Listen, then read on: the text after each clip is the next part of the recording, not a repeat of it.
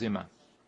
Excellences, le M23, soutenu par les RDF, a commis des atteintes et des violations généralisées et systématiques dans le nord et le sud Kivu, visant à intimider et à contraindre la population civile pour renforcer ses rangs et imposer l'ordre et la sécurité.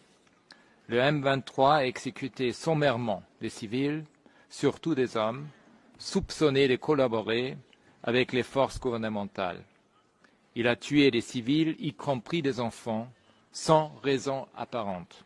En juillet, des membres du M23 ainsi que des soldats présumés des RDF et des civils armés de machettes ont massacré des centaines de personnes, principalement des membres de la communauté Hutu, dans 4 villages au Rutshuru.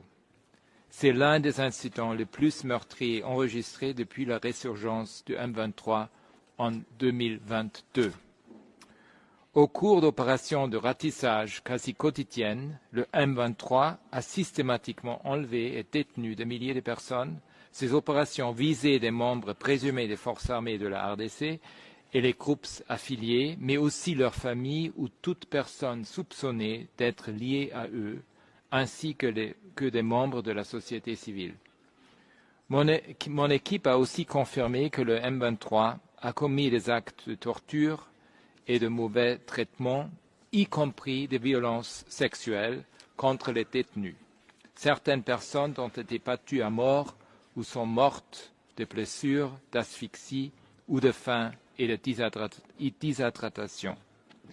D'après le témoignage, certains gardes étaient rwandais.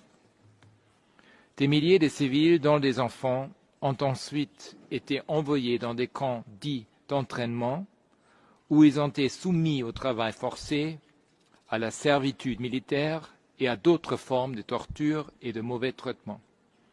Le sort de centaines d'hommes, de femmes et d'enfants enlevés reste inconnu.